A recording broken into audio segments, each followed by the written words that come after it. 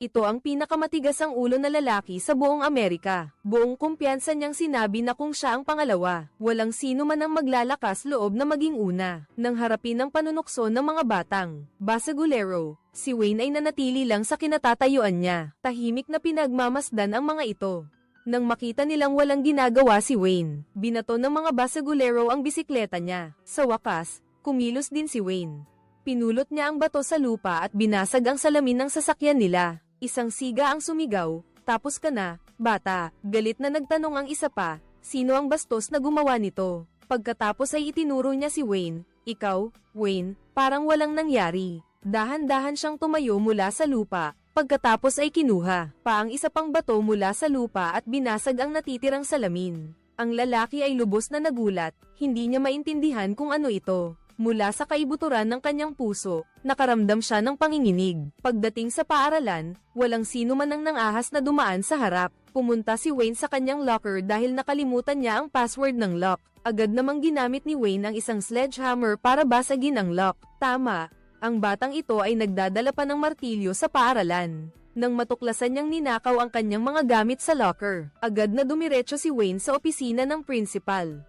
Ang kanyang pagdating ay nagpatino sa dalawang mayabang na bully. Sumigaw ang principal, "Lumabas kayo." Pagkatapos ay bumaling siya kay Wayne at sinabi ko sa kanya na umalis, "Kayong dalawa, umupo kayo." Takot na sinabi ng isang bully, "Kung hindi kami aalis, ang baliw na yan ay pupunta sa bahay namin." At si Sir, wala sa pribadong usapan kasama ang principal. Nalaman ni Wayne na hindi pala niya kinumpiska ang mga gamit sa locker. Kaya, wala na siyang balak makipag-usap pa. Habang paalis, nakita ni Wayne ang kanyang matalik na kaibigan na binubuli ng isang senior. Bilang nag-iisa niyang kaibigan sa eskwela, hindi maaaring balewalain ito ni Wayne.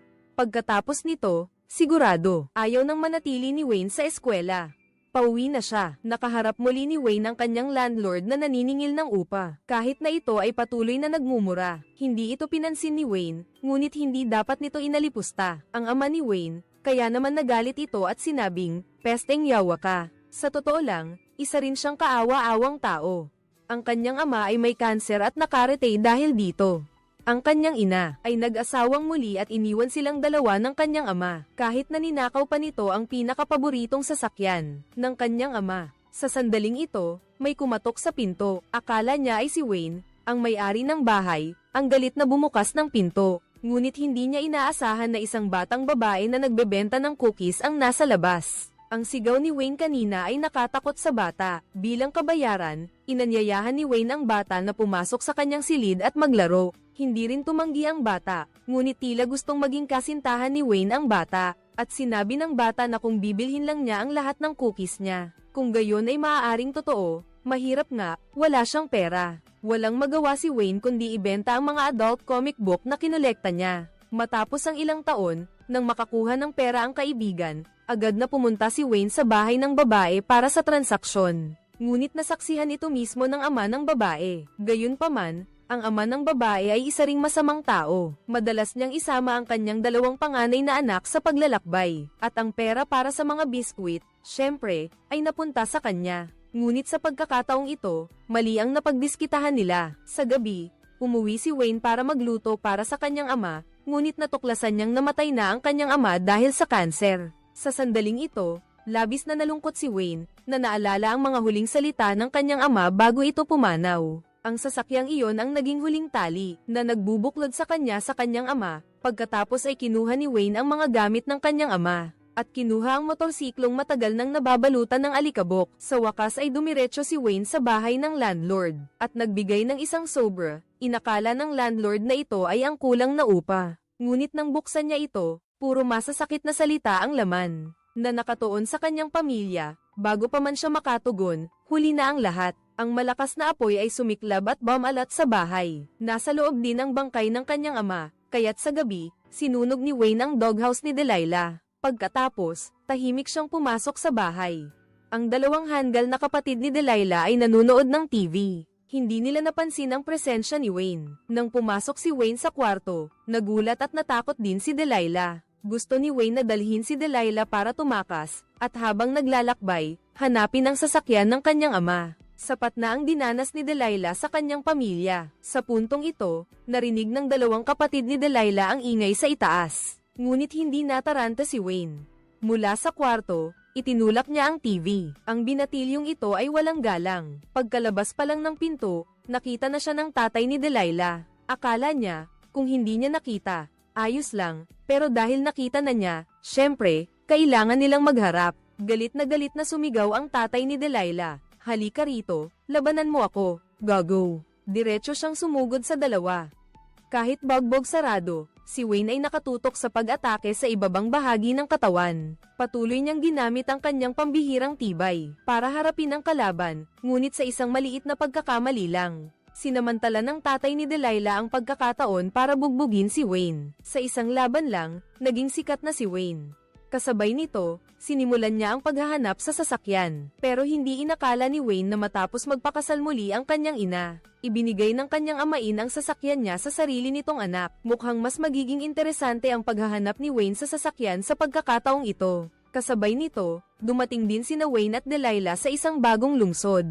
Habang kumakain, hindi sila pinayagan ng staff ng restaurant na uminom ng kape dahil sa edad nila. Bilang resulta, naglabas si Delilah ng matatalim na salita at pinagalitan ng empleyado. Samantala, pinag-uusapan din nila kung saan sila susunod na pupunta. Ngunit habang kumakain sila, biglang sumakit ang tiyan ni Delilah. Lumabas na mayroon siyang regla. Sa puntong ito, wala silang magawa kundi papuntahin si Wayne para bumili ng sanitary napkin. Naniniwala ako na maraming lalaki ang makakaranas ng ganitong nakakahiya na sitwasyon. At isang nakakahiya na eksena ang nangyari. Nang makita ang empleyado ng tindahan na papalapit, mabilis na tumalikod si Wayne at sinabing, "Tinitingnan ko lang. Iyon ay isang bote ng pampadulas." Pumunta si Wayne sa ibang tindahan, pero ang babaeng empleyado doon ay tila napansin ang pagkakailang niya at nagtanong, "Para ba sa iyo o sa kapatid mo?" Nahihiyang sumagot si Wayne, "Para sa kasintahan ko." Nagtanong ulit ang empleyado, "Mabigat ba?" Inilarawan ni Wayne, sabi niya, "Parang soft film." Agad na inabot ng empleyado ang isang uri at sinabing, "Kung gayon, gamitin mo ito." Sa sandaling iyon, pumasok ang kasintahan ng babaeng empleyado. Siya ay isang bastos na lalaki na dahil lang hindi nakatanggap ng mensahe, ay sinigawan ng kasintahan at pinagalitan na rin si Wayne. Kaya nang magbayad si Wayne, nakita niya ang babaeng empleyado na tumulong sa kanya, na sinisigawan ng kanyang kasintahan, kaya bumili na lang siya ng baseball bat at isang ulap. Sumigaw ang kasintahan ng babaeng empleyado, "Hoy, gago, huwag mong sirain ang bisikleta ko." Nang bumalik si Wayne sa restaurant, matagal nang wala si Delilah. Mukhang iniwan na siya nito. Sa wakas ay nagkaroon na siya ng kasintahan, hindi pa nga sila naghahalikan. Natural na nalungkot si Wayne. Sa sandaling iyon, tila napansin ng waiter ang kanyang kalungkutan. Kaya sinabi niya kay Wayne na kailangan suyuin ang mga babae. Hindi pwedeng makipaghiwalay dahil lang sa maliliit na bagay. Tamang-tama, nakita nila si Delilah na lumitaw sa kabilang kalsada. Hindi na nakapagbayad, mabilis na hinabol ni Wayne. Nalaman niyang naghihintay pala si Delilah sa banyo dahil sa kanyang regla. Isang oras na siyang hindi bumabalik kaya inakala niyang iniwan na siya ni Wayne. Kahit na ipinaliwanag ni Wayne ang kanyang pagkalito, hindi pa rin siya pinatawad ni Delilah. Kaya, gusto ni Delilah na bumili ng sarili niyang tiket pauwi. Samantala, si Wayne, isang lalaking walang karanasan, ay natural na hindi naiintindihan ang iniisip ng mga babae. Nang bumalik siya sa campsite, nakita ni Wayne ang isang magnanakaw na kumukuha ng kanyang gamit. Kaya, tahimik siyang bumaba mula sa puno. Balak sana niyang turuan sila ng leksyon. Ngunit natuklasan ni Wayne na ang dalawang ito ay walang masamang intensyon. Nakita ng isa sa dalawang bata na napakaganda ng jacket ni Wayne. Bilang resulta, walang sabi-sabi, hinubad ni Wayne ang kanyang jacket at ibinigay ito. Pagkatapos, nag-usap silang tatlo. Nalaman ni Wayne na ang bus na sinakyan ni Delilah ay ang biyahe ng 1:00 ng hapon, ngunit nakalipas na ang bus. Maliban kung dadaan sila sa shortcut sa bukid, ngunit ang may-ari ng bukid ay isang masungit na tao. Kapag hinahabol, binaril niya ang tao gamit ang hunting rifle. Si Delilah, kaya nagpa siya si Wayne na sumubok pa rin. Hinarap ang hunting rifle, naglabas si Wayne ng maliit na slingshot para lumaban. Nagtaka ang lalaki, hindi pa siya nakakita ng ganito katapang. At ito ang kasintahan ng pinakamatapang na lalaki. Dahil lang sa ilang salita ng ticket seller, ginamit ng babae ang matatamis na salita sa kausap hanggang sa wala na itong masabi. Nagalit ang ticket seller hanggang sa isinara niya ang tindahan. Paglabas pa lang ng opisina, gusto na agad makipag-away. Hindi inaasahan na mas matapang pa ang babae kaysa sa kanyang ama. Sa ibang pangyayari, nagising si Ki mula sa coma. Mukhang hindi gaanong malala ang tama ng baril sa kanya. Sa totoo lang, hindi totoong bala ang nasa baril ng lalaki, kundi asin ang ipinalit. Karaniwan, ginagamit lang niya ang baril para takutin ang mga tao. Ngunit sa pagkakataong ito, nakatagpo siya ng isang taong hindi takot mamatay kaya medyo nagalit siya. Gusto niyang patayin ang kalaban ngunit hindi siya naglakas loob. Ngunit kung wala siyang gagawin, mawawalan siya ng mukha. Kaya, sa mungkahi ni Wayne, nagpa siya silang dalawa na. Ituring na walang nangyari. Pero, sinong mag-aakala na sa sandaling iyon, dumating ang nobya ng lalaki mula sa labas. Ang babaeng ito ay tila may matinding sakit. Iginiit niya sa lalaki na patayin si Wayne. Sa takot na isumbong sila ni Wayne sa pulis at makulong. Dahil dito, hindi tumigil sa pagtatalo ang dalawa. Kaya, iminungkahi ng babae na maglaro sila ng kutsilyo sa kamay, at kung sino ang manalo, ay palalayain. Samantala, ang nobya ni Delilah ay kumalma na rin. Sinabi ng waiter sa kanya ang lahat ng ginawa ni Wayne pagkatapos. Ngayon ay naaalala ni Delilah kung wala silang emosyonal na koneksyon. Bakit siya naglakas loob na sumama sa kanya hanggang dito? Kaya, pinabalik siya ng waiter sa restaurant. Sa daan, nakakita sila ng isang tao na nakasuot ng jacket ni Wayne. Pagkatapos ng ilang tanong, nalaman nila na si Wayne, dahil gusto niyang dumaan sa shortcut, ay tumawid sa sakahan ng iba at nabaril. Nang marinig ito, si Delilah ay natigilan sa kabilang panig ng babae. Nagsimulang maglaro ang babae ng knife throwing game kay Wayne. Ang kanyang mga galaw ay kasing husay ng dumadaloy na tubig at lumilipad na ulap. Walang bahid ng pagkakamali, tila sasaksakin na ang kamay. Ngunit palagi niya itong nilalagan. Kitang-kita na siya ay madalas pumunta sa mga nightclub. Ngayon naman ang turno ni Wayne. Nang itaas niya ang kutsilyo, ang pinto ay biglang bumukas. Sino na naman kaya ang walang pakundangan? Ang batang nagbebenta ng cookies ay dumating upang iligtas ang lalaking mahal niya. Alam mo bang gumamit ng chainsaw? Hindi na ako ang turno. Ano? Talagang astig ka talaga, boss.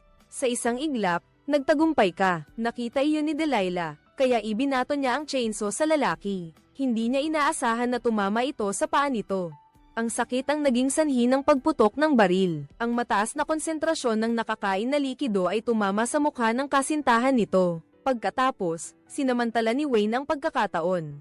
Sa ilang galaw lang, natamba na niya ang lalaki. Pagkatapos ng lahat, nagkasundo muli sina Wayne at Delilah. Para humingi ng paumanhin, bumili si Wayne ng isang trap na puno ng sanitary pads. Ngunit hindi nila alam na tinawagan ng ama ni Delilah ang pulis at isinumbong si Wayne. Akusasyon ng kidnapping, humarap sa mga armadong tulisan. Kinuha ni Wayne ang kanyang martilyo, handang lumaban, masasabi mong hinahamon mo ang kamatayan. Sige na, lumapit na kayo, pero ngayon nagsimula ka ng magtrabaho para mabuhay. Nakita ni Wayne na nakikisalamuha siya sa mga tao. Napansin niya na ang mga taong ito ay kumakaway sa mga sasakyan, naghahanap ng trabaho. Mukhang hindi naman masyadong mahirap, may isa pang sasakyan na paparating. Pero hindi kumakaway ang mga tao sa paligid. Naisip ni Wayne na dumating na ang kanyang pagkakataon. Ngumisi ang lalaki sa sasakyan, tinitingnan siya mula ulo hanggang paa. Nagsimulang pagtawanan siya ng mga tao sa paligid. Tanging ang panganay na kapatid lang ang nagpaalala. Gusto ng lalaking iyon na maglaro ng basketball kasama ang mga bata.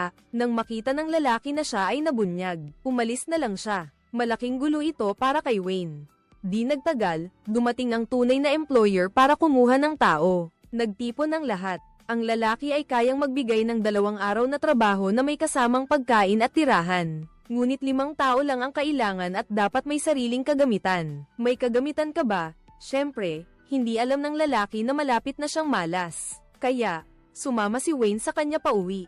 Hindi sinasadya, nabangga ni Wayne ang kotse ng amo. Kaya siya ay halos mamatay sa galit. Pero sa kabutihang palad, iniligtas siya ng foreman ni Wayne. Ngunit sa susunod na trabaho, nagdulot muli si Wayne ng iba't ibang problema. Aksidenteng nabutas ang sahig. Dahil dito, naiinis ang lahat, dahil ito ay may kinalaman sa sahod ng lahat.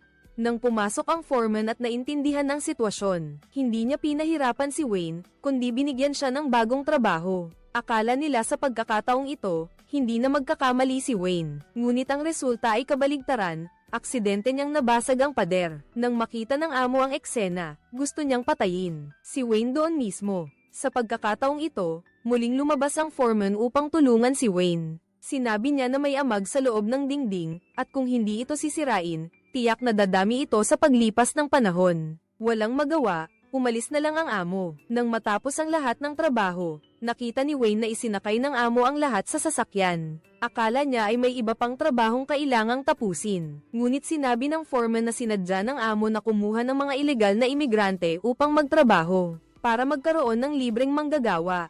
Pagkatapos ng proyekto, ipapaalam ko sa immigration. Sa ganitong paraan, hindi ko na kailangang magbayad ng sahod at makakakuha pa ako ng bonus mula sa immigration. Nang marinig ito ni Wayne, galit na galit siya. Anong klaseng halimaw ang makakaisip ng ganito? Kaya kinuha niya ang paborito niyang sports car ng boss. Hinabol niya ito. Nakita lang si Wayne na dahan-daang ibinaba ang bintana ng sasakyan. Ang kanyang husay sa paggamit ng martilyo ay parang martilyo ni Thor, ang Diyos ng kulog, nang huminto ang sasakyan. Kinuha ni Wayne ang nail gun at tinusok ang boss sa upuan ng kotse, kaya hindi ito makagalaw. Pagkatapos gawin ang lahat, kinuha ni Wayne ang wallet at pinalaya ang lahat ng nasa loob ng kotse. Hindi alam ng mga taong ito kung ano ang nangyari. Sinabi ni Wayne sa lahat ang maruming laro ng boss. Alam ng lahat ang katotohanan, kaya hindi nila pinansin ang buhay o kamatayan ng boss. Sabay-sabay nilang tinawag si Wayne na isang mabait na tao sa kabilang panig. Galit na nagtungo si Delilah sa tabi ng swimming pool at tumalon sa tubig nang hindi nagbibihis. Niyakap niya ang kanyang mga tuhod.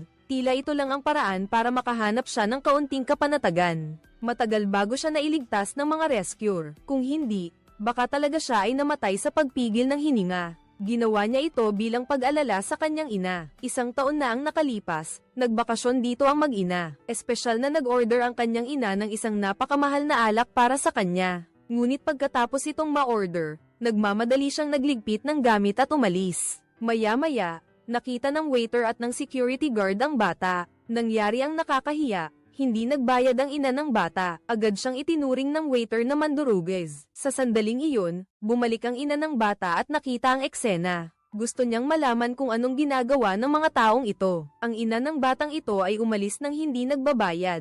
Ako ang ina ng batang iyan, anong ginagawa ninyo? Sa sandaling iyon, lumapit ang isang ginang.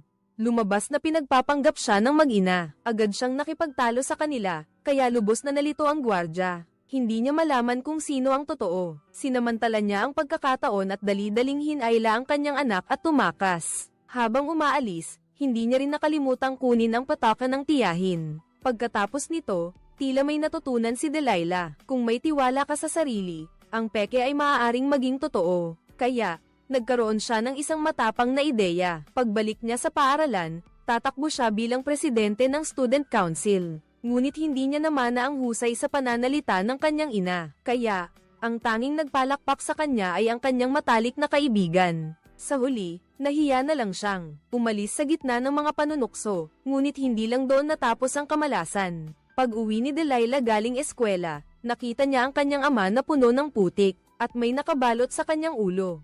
Matapos magtanong, nalaman niya na namatay ang kanyang ina sa isang aksidente sa sasakyan. Nang malaman ito, patuloy na lumuha si Delilah. Ang kanilang masayang pamilya ay nawasak. Ang pangyayaring ito ay parang isang malaking bato na sumira ang kanyang murang puso hanggang sa araw ng blood drive sa eskwelahan. Ang kanyang kaibigan sa kabilang kama ay nagpahayag ng pakikiramay. Ngunit ang kanyang mga salita ay puno ng pagmamalaki na nagpagalit kay Delilah. Sumugod siya at inagaw ang karayom mula sa kamay nito. Pagkatapos nito, naging tanyag si Delilah sa eskwelahan. Pagkatapos, napilitan siyang huminto sa pag-aaral upang tulungan ang kanyang pamilya sa pagbebenta ng cookies. Hanggang sa makilala niya si Wayne. Dito nagsimula ang kwento nila ni Wayne na tumakas. Ngunit sa huli, pareho pa rin silang mga bata. Sa bagong syudad, wala man lang silang matirhan. Sa wakas, nakahanap sila ng motel sa tabi ng kalsada, ngunit tinanggihan sila ng may-ari, dahil mga menor de edad sila.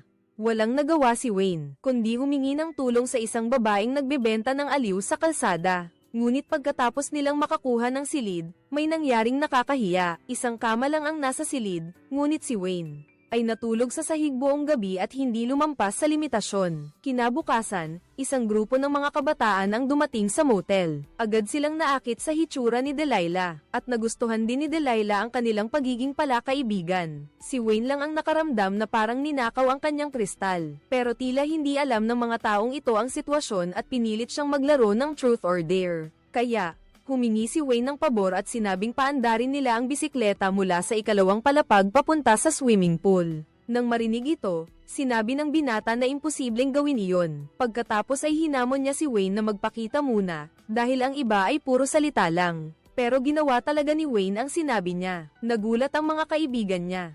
Bobo ba to? Ang ingay ay mabilis na nakakuha ng atensyon ng staff ng hotel. Sinabi pa ng kausap na tinawagan na nila ang pulis kaya dali-daling sumakay sa sasakyan ang mga kabataan at tumakas. Ngunit dumating na ang pulis at naabutan sila sa loob ng sasakyan. Alam ni Wayne na huli na para tumakas kaya hinailan niya ang kanyang kasintahan at nagtago sa isang tabi. Ang mga kabataang nahuli ay tiyak na hindi sumuko. Sa harap ng lahat, sinabi nila sa pulis na mayroon pang isang utak na hindi nahuli. Nang matuklasan ni Wayne na nabuking siya, hinailan niya ang kanyang kasintahan at tumakbo pabalik sa kanilang silid.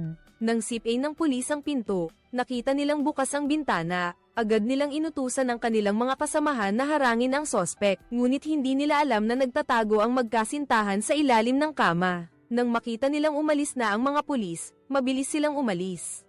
Ngunit nang umalis sila, napansin nilang nawawala ang kanilang pera. Mukhang ninakaw ito ng babaeng bayaran. Nawala rin ito kagabi. Napakasama ng kanilang kapalaran. Ngayon, wala na silang magawa kundi tumakbo sa restaurant. Pinupulot ang mga tira-tirang pagkain ng iba para mabusog. Ngunit may mas masamang mangyayari nang pumunta si Wayne sa banyo. Hindi niya alam kung aling gwardya ng paaralan ang sumugod para hulihin ang mga estudyanteng lumiban. Napagkamalan nilang estudyante ng kanilang paaralan si Delilah kaya tinalian nila ito. Nang lumabas si Wayne, nagulat siya. Matapos marinig ang paliwanag, kinuha niya ang kutsilyo, at hinabol sila, ngunit matagal siyang nagmasid at wala pa ring nakita. Samantala, si Delilah, nang dumating sa paaralang ito, ay naging sentro ng atensyon. Bagaman hindi sila magkakilala, ang kanilang mga kilos, ang katapangan niya ay naging inspirasyon sa kanila. Sa sandaling ito, pumalingaw-ngaw ang mga umuugong na makina sa paaralan. Alam ni Delilah na dumating na si Wayne para sunduin siya, kaya dali-dali niyang kinuha ang kanyang mga gamit. Di nagtagal, dumating si Wayne sa paaralan sakay ng kanyang motorsiklo. Tama, ang mga aksyon na ito ay karaniwang pinapangarap lamang. Ngunit ngayon ay naging katotohanan na. Nang sumakay si Delilah sa sasakyan, agad silang umalis. Ang grupo ng mga estudyante ay lubos na humanga. Siguro si Wayne nga iyon. Ngunit hindi nila alam na patuloy na hinahanap ng pulis ang bakas nilang dalawa at papalapit na sila. Hindi lang iyon, hinahanap din sila ng tatay ni Delilah at ng dalawa niyang kapatid. Iba lang ang paraan nila sa pulis. Sa daan, nagagalit sila sa kahit sino. Nakakakita ng mga nagmamaneho ng sports car, hinahabol at sinisigawan ng mga tao. Hindi nagsalita ang tatay. Kinuha ang hose ng gasolina at itinutok sa kalaban, na siyang nagpatakot dito hanggang sa umiyak. Akala niya magkakaroon ng away, pero gusto siyang sunugin ng kalaban. Kinuha ng matanda ang posporo, gusto niyang gawing abo ang mayaman. Sa harap ng dalawa niyang tandang anak, na nanunood ng may kasiyahan, tapos kalmado siyang kumuha ng sigarilyo sa likod at sinindihan.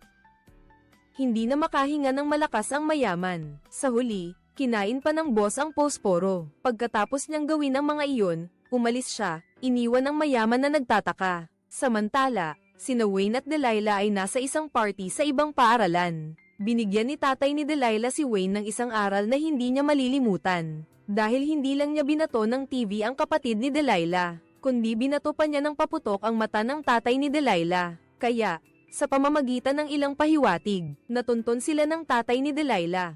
Pagkakita kay Wayne, agad niya itong sinugod at pinagsusuntok. Nakatingin lang si Delilah sa tabi at hindi makatulong. Sa puntong ito, si Wayne ay bagbog sarado na. Sa eksaktong sandaling ito, isang grupo ng mga tao ang sumugod mula sa party. Sila ay nabighani lahat sa mga sayaw ni Wayne kanina. Siyempre, hindi nila ito pwedeng hayaan lang. Kanina, ang tatay ni Delilah ay nananakot at nambubugbog, pero ngayon ay naging isang gulo. Sinamantala ni Wayne ang pagkakataong ito para umalis. Mabilis itong naging balita sa lokal na lugar, at napansin ito ng mga pulis na humuhuli kay Wayne. Sinundan nila ang bakas papunta sa ospital. Sa totoo lang, halos pareho ang layunin ng dalawang grupo. Gusto ng ama ni Delilah na kunin ang anak niya sa dahas. Habang gusto naman ng pulis na arestuhin si Wayne, pero pareho silang may maling impormasyon. Kaya matagal silang hindi nagtagumpay. Kaya naisip ng matandang pulis ang isang maliit na trick. Inutusan niya ang lokal na pulis na mag-post ng balita, na malubhang nasugatan ng ama ni Delilah at posibleng maging vegetative state. Pagkalabas ng balita, agad itong naging headline sa lokal na pahayagan. Nakita ito ni Wayne habang namimili. Kahit na biktima rin siya, sa kanya pa rin nagsimula ang lahat. Matapos mag-isip, ikinwento ni Wayne ang lahat kay Delilah. Labis na nasaktan si Delilah nang malaman ang nangyari. Hindi niya gusto ang kanyang pamilya, pero ama pa rin niya iyon. Kaya dali-dali siyang pumunta sa ospital para bisitahin ang kanyang ama. Nang makita niya ang kanyang ama na nakahiga sa kama, medyo naguluhan siya. Nang makita siya ng kanyang ama, medyo malabo pa ang reaksyon nito. Ngunit nang makita niya si Wayne, bigla siyang nagalit. Ang boses niya ay hindi tunog ng isang taong malapit ng mamatay. Nagulat sina Delilah at Wayne nang may mga pulis na nag-aabang pala doon. Pinayuhan niya si Wayne na huwag nang lumaban para makakuha ng konsiderasyon. Pero hinayla ni Wayne si Delilah at tumakbo sila palayo. Tumakbo sila diretso papasok sa MRI room. Habang hinarang naman ng mga pulis ang kanilang daan palabas sa pinto. Umaasa pa rin siya na makakabalik si Wayne para sumuko, dahil kapag nahuli na, siguradong malala ang kahihinatnan. Nagsimula na ang MRI machine. Ang maliit na martilyo ni Wayne ay lumabas mula sa kanyang damit. Dahan-dahan niya itong kinuha, at nang makita ng pulis na peke, si White, ang kanyang ginawa, bumunot din siya ng baril. Ngunit sa susunod na segundo, siya ay nahigop ng malakas na magnetic force papunta sa makina. Biglang nagkaroon ng ideya si Wayne. Pagkatapos nito, nagpatuloy sila sa pagtakas. Ngunit isang hakbang na ang nalalapit ni Wayne sa kanyang layunin. Nang matapos silang mamili at maghanda ng umalis, aksidente nilang nakita ang isang pangarap na kotse. At ang may-ari ng kotse ay ang malaking lalaking iyon. Kaya sinundan nila siya papunta sa isang party. Kaibigan, naghahanap ka ba ng gulo? Ang ginawa niya ay mabilis na naging sentro ng atensyon ng buong party. Kita mo, kapag hindi pantay ang daan, natural lang na may matatapakan. Pero kailangan ding tingnan kung matibay ba ang paa ng tatapak. Nang tumayo si Wayne, marami ng paraan sa isip niya para talunin ang kalaban. Pero sa pagkakataong ito, pinili niya ang pinakamabilis na paraan. Agad na nakaramdam ng ngilo ang mga nakapaligid. Ang ingay ay umakit sa atensyon ng mga matatanda. Tiningnan ni Wayne ng mabuti, hindi ba ito ang kanyang ina? Kahit gaano pa kasama ang relasyon ng mag-asawa, anak pa rin niya si Wayne. Kaya inanyayahan siya ng nanay niya na kumain sa bahay. Tahimik lang si Wayne sa hapagkainan. Sa kaibuturan ng puso niya, hindi pa rin niya matanggap ang katotohanan. Sinabi niya sa nanay niya ang tungkol sa pagkamatay ng tatay niya, pero 3 segundo lang itong nalungkot, at pagkatapos ay pinakain na ang lahat. Medyo nadismaya si Wayne. Ito ba ang pagmamahal ng pamilya na hinahanap niya? Pagkatapos kumain, dinala ng nanay niya ang anak niya sa supermarket. Sa loob, nagpakita siya ng iba't ibang pagmamalasakit at nagtanong, at nagpakuha pa ng litrato kasama ang anak niya. Medyo nalilito si Wayne dahil 5 taong gulang pa lang siya ay hindi na siya inalagaan ng kanyang ina. Kaya bigla na lang siyang naharap sa ganitong pakiramdam, medyo hindi niya alam ang gagawin pagdating sa bahay ni Delilah. Tinatanong ni Delilah si Wayne kung bakit hindi niya tinapos ang utos ng kanyang ama. Magnakaw ng sasakyan at patakbuhin na lang. Pero ang sagot ni Wayne ay nagpalungkot sa kanya. Hindi ko lang alam kung ano ang gusto ko. Baka ito ang gusto ko. Umalis ako sa pamilya ko para hanapin ang pamilya kasama ka, hindi ba? Pagkasabi nito, tumalikod si Delilah at umalis. Ngayon, wala na talaga siyang mapupuntahan. Sa huli, nagkamali siya ng pinagkatiwalaan. Nawala si Delilah, at hindi rin maganda ang pakiramdam ni Wayne. Ngunit ang pagiging magkakamag-anak ay panandalian lamang, kaya't siya ay bahagyang nag-aalinlangan. Ngunit sa pamilyang ito, maliban sa iyong ina na itinuturing kang tunay na anak, lahat ay umaasa na ikaw ay umalis na agad. Ngunit hindi alam ni Wayne na ang lalaki sa bahay ay nagbabala sa kanyang ina na kung nais niya ng kasalukuyang buhay, kailangan niyang paalisin si Wayne. Kung hindi, siya at ang kanyang anak ay aalis na rin. Dahil dito, napilitan ng ina na paalisin ang kanyang anak. Sa sandaling iyon, tahimik lamang na nakinig si Wayne. Ang babaeng nasa harap niya ang nagbigay sa kanya ng buhay, pero inagaw naman ang pagmamahal ng ina sa kanya. Habang iniisip ito, lalong nagalit si Wayne at sinira ang buong bahay. Dapat pala ay nakinig siya kay Delilah at minaneho ang kotse ng kanyang ama. Hindi niya kailangan ang murang pagmamahal ng ina. Pagkatapos magalit, umupo siya sa sports car. Isinaksak ang susi at pinaandar ang kotse. Ngunit umugang lang ang makina at hindi gumalaw ang kotse. Nakalabas, nakataas pala ang gulong sa likod at kinokontrol ito ng malaking lalaki mula sa likod. Masama ito. Nang mahuli ng matanda si Wayne at gustong gawin ng horror wax house. Sa totoong buhay, dumating ang pulis sa tamang oras. Nang harapin ang interogasyon ng pulis, ang dalawang matandang lalaki at ang kanyang anak ay sadyang lumalaban. Sa huli, ang pulisya ay orihinal na nagplano na gumamit ng mapayapang paraan upang kunin ang mga tao. Ngunit sayang, hindi nakipagtulungan ang kabilang partido, kaya tapos na ang pulisya. Ganap na naging isang kilalang gangster noon. Bagaman may malaking pagkakaiba sa pisikal na anyo ng dalawang tao, ang 10-10 taong karanasan sa pakikipaglaban ng matandang pulis ay sapat na upang mabawi ang kahinaang ito. Mabilis na nakatanggap ng mga nakamamatay na suntok ang stepfather. Nakatayo lang si Wayne sa tabi, tulala hanggang sa huli, ang matandang pulis ay gumamit ng kanyang signature move, isang chokehold. Sa kritikal na sandali, sinipa ni Wayne ang ulo ng kanyang stepdad.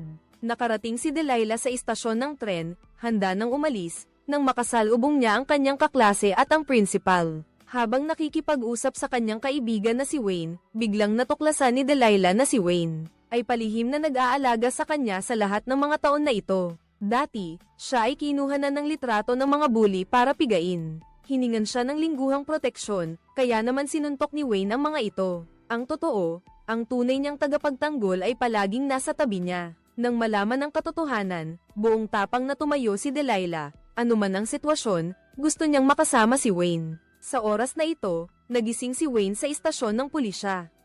Ang matandang pulis, batay sa kanyang karanasan, ay lubos na nakakaintindi kay Wayne. Kaya pinayuhan niya itong umamin sa korte na kusang sumuko, at hindi nahuli. Sa sandaling ito, sabay-sabay na tumunog ang mga telepono sa istasyon ng pulisya. Lumabas na sinira ng anak ng amain ang zoo. Nang dumating sila doon, natagpuan nila ang isang espesyal na pulis na nakagat ng leon. Nagdudugo pero lahat ng pulis ay pinakilos. Kaya wala na bang nagbabantay sa istasyon. Talaga nga, sinamantala ng tanga ang pagkakataon para manggulo. Walang nakakaalam kung saan niya nakuha ang tapang niya. Na kahit basic na kaalaman sa batas ay wala siya. Nakuha ko ang susi at aalis na sana ng aksidente niyang nakita si Wayne na nakakulong. Nagalit silang dalawa nang magkita. Sumugod siya at sinipa si Wayne ng ilang beses, na nagdulot ng sakit at sigaw niya. Pero hindi ka madaling kalaban. Sinamantala ni Wayne ang pagkakataon at kinuha ang bagay para ipukpok sa maselang bahagi ng lalaking iyon. Ang sakit ay halos magpainutil sa kanya.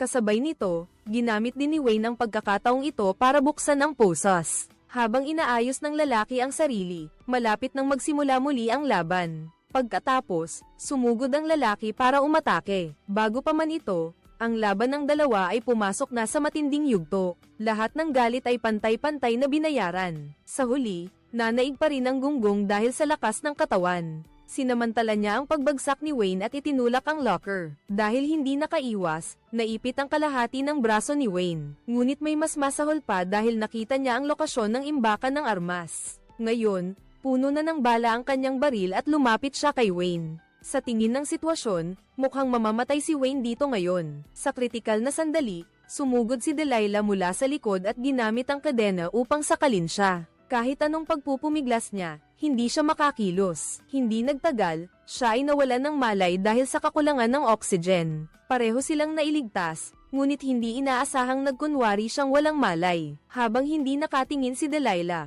mula sa likuran, sinakal niya ang leeg nito. Paano siya magiging katapat nito? Nang makita ni Wayne na halos hindi na makahinga si Delilah, nakatayo siya sa tabi nito, walang magawa. Magiging anghel pa rin ba siya ng pagbabantay ni Delilah tulad ng dati? Sa wakas, natapos na ang lahat. Tinulungan ni Delilah si Wayne na umalis sa sasakyan. Bagaman siya ay isang batang palaging matatag, sa harap ng mapagmahal na proteksyon na ito, napansin din niya ang pag-apaw ng damdamin sa sandaling iyon nang walang pagpipigil. Sino ang mag-aakala na sa susunod na segundo, isang pickup truck ang sumugod. Tinabig nito ang sports car, na nagpaikot dito. Bago mawalan ng malay, nakita ni Wayne na ang mga dumating ay ang pamilya ni Delilah. Binuhat nila si Delilah, at gumulong palabas ng sasakyan si Wayne gamit ang kanyang natitirang lakas. Lumapit ang ama ni Delilah sa kanya at binunot ang kutsilyo na naghiwa sa kanyang ilong. Wayne, ang lumang paghihiganti ay nabayaran na ngayon. Matagal na panahon matapos, natagpuan ng pulisya si Wayne sa pinangyarihan ng aksidente. Pagkatapos gumaling ng sugat niya, dinala siya sa Juvenile Detention Center. Pero sa tingin mo ba, dito na talaga nagtatapos ang lahat? Ang halaga ng isang pelikula ay nasa reputasyon nito. Ang halaga naman ng isang review ng pelikula ay nasa damdamin. Dito nagtatapos ang kwento ngayon. Salamat sa panonood. Ano ang masasabi ninyo sa pelikulang ito? Mag-comment lang sa ibaba.